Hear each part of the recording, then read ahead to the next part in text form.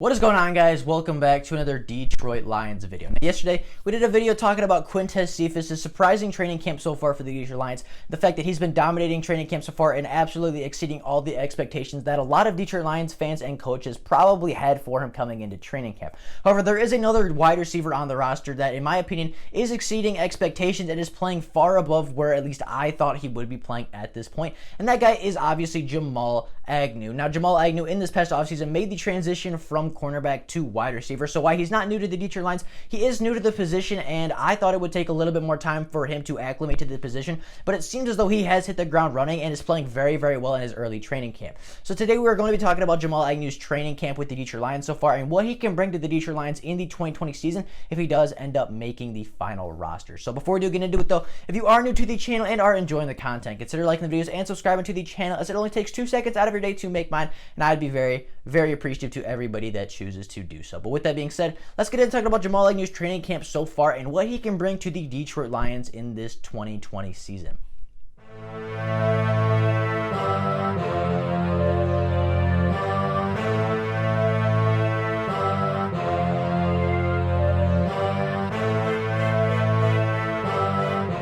Now, as I mentioned, in this offseason, the Detroit Lions decided to make the move and transition Jamal Agnew from the cornerback spot to the wide receiver spot. So now I'm not sure who decided to make this decision. I'm not sure if it was Jamal Agnew's choice. I'm not sure if it was Darrell Bevell's choice or the defensive coordinator or Matt Patricia or who made this decision and decided to move Jamal Agnew over to the offense. But whoever made the decision should get a pat on the back because so far it looks like the correct one. Jamal Agnew has been dominating in the offense so far. He's been making a lot of really big plays in training camp and turning heads early. The idea of Jamal Agnew playing on the offense is not a new one to the Detroit Lions, as Jamal Agnew has had a few offensive snaps here and there throughout his short career so far with the Detroit Lions. In fact, Jamal Agnew in his career so far has 4 rush attempts for the Detroit Lions, rushing for 35 yards. He also has 3 receptions for 16 yards. So, I mean, Jamal Agnew has played on the offense before. He has had offensive snaps with the guys before. And you know what? I know it's a small sample size, but even then, 4 rushes for 35 yards is, that's pretty solid. And, 3 receptions for 16 yards, not great, but in that small sample size, that's fairly solid as well.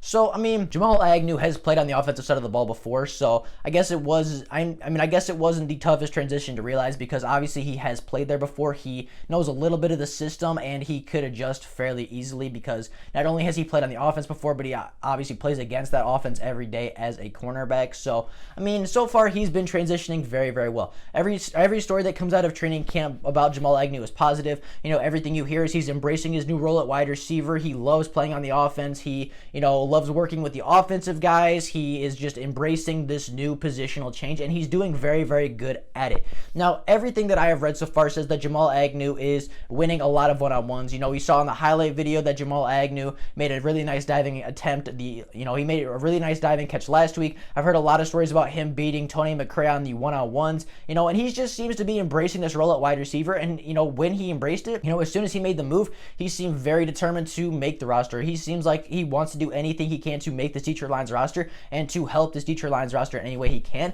And him being a great vertical wide receiver is definitely going to do that. Now, I've also heard that his route running has come along quite nicely, as the other day he had a really nice stop and go in the one-on-ones where, he stopped the cornerback, bit on it really hard, and then Jamal Agnew turned right back upfield, turned on the jets, and had a crazy amount of separation and made it an easy touchdown for the offense. So, I mean, I've heard his route running has come along very well. I've not heard too many things about drop concerns, which we know he sometimes struggles with catching punts and kickoffs. So I haven't heard too many things about drops. I haven't heard too many things about fumbles. I haven't heard too many things.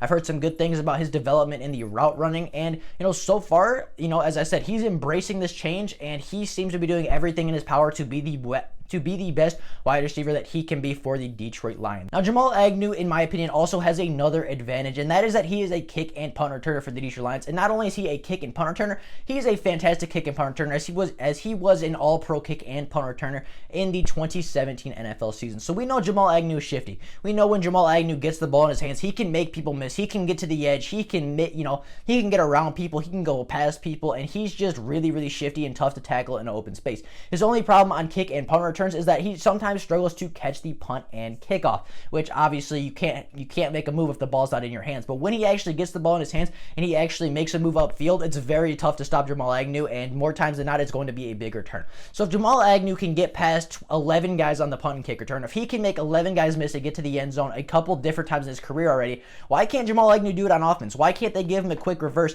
and, allow him an opportunity to, get in that kick and punt return where he's just behind the line of scrimmage? It's him and the blockers versus the defense, just like a kick and punt return. And we know he's very good at that. So if Jamal Agnew can do kick and punt returns, if he can get past 11 guys on punt returns and take it to the house, why can't Jamal Agnew get past 3 guys on the offense? Why can't he get past that corner and a safety? Why can't he outrun guys down the boundary? Because we know he does it on kick and punt returns. Why not just put that on the offense and allow him to, not only stretch the field, but also just give him an opportunity to make plays in open space without him having to worry about catching the punt, without him having to worry about fielding the punt and getting hit early. I just feel like that's Jamal Agnew's biggest weakness as a kick and punt return, is he needs to secure the ball before he picks his eyes up. And if he's on the offense, he's not going to have to, be catching the punts. He's not going to be having to do that. All he's going to have to do is maybe catch something short and then pick his head up. And if he drops a pass, it obviously still sucks, but it's not a turnover. And if he catches it and he can turn out field, obviously we know he has that breakaway speed, that, that shiftiness, that, just the ability to make people miss in the open field. And if he gets that one-on-one opportunity, if Jamal Agnew is in one-on-one space with a guy, any person, I don't care if it's the punter, I don't care if it's an all-pro safety or cornerback, Jamal Agnew 9 times out of 10 is going to outrun that guy to the end zone. And I think Jamal Agnew can bring a lot of really good things to this offense if he can make the team.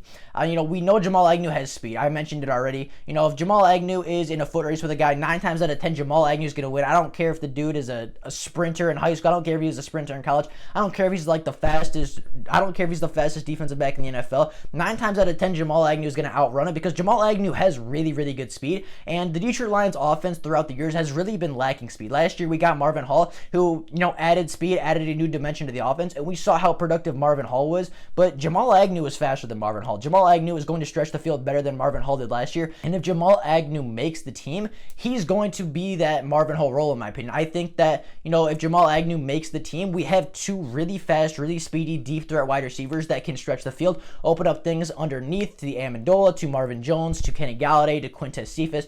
We have the guys that can catch underneath, that can make contested catches, but we don't really have the guys outside of Marvin Hall and Jamal Agnew that can get separation and stretch the field. So, if Jamal Agnew makes the team, he's going to be able to stretch the field for the Detroit Lions. He's going to be able to open up the playbook. He's going to be able to let the Detroit Lions offense expand. And not that the Detroit Lions passing offense was predictable last year, but he's going to make it even more unpredictable. Because when you got Jamal Agnew in there, there's a lot more opportunity for end arounds and quick touch passes. And, just give Jamal Agnew the ball in space and let's see what happens, kind of, and, you could just give Jamal Agnew the ball and let's see what happens when he has the ball. And, more times than not, I feel like Jamal Agnew is going to make a play, and then obviously I mentioned the separation. Jamal Agnew has the speed, and I mentioned the route running earlier.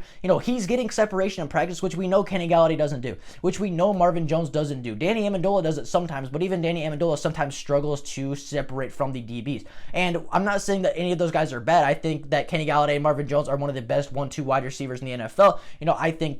I think Kenny Galladay is a fantastic wide receiver. I think he's one of the best in the NFL, but he does not separate a lot, and that's why he has to make all the tough contested catches. Now, if you can make the contested catches and, still make the guy look silly because you mossed him, then that's fine. You're still a great wide receiver, but it's never a bad option to have a guy that gets wide open. It's never a bad option to have a guy that can just absolutely burn people downfield, that can get that 5 yards of separation, that, there's not that risk that if you underthrow it by a yard, then it's going to be intercepted, or if you don't place it perfectly, it's going to be batted away and intercepted. Jamal Agnew and Marvin Hall, but especially Jamal Agnew, are those guys that can get you separation. They're the guys that can get you 5 yards of separation downfield. They're the guys that can outrun the DBs down the field, the Tyreek Hills that just get those separation. Even if the defensive back is backing off and giving that cushion, Jamal Agnew can eat that cushion immediately and still blow past the defensive back. He has speed to burn, and we've seen the really quick, fast wide receivers emerge recently. We've seen guys like Tyreek Hill. We've seen Mecole Hardman, who,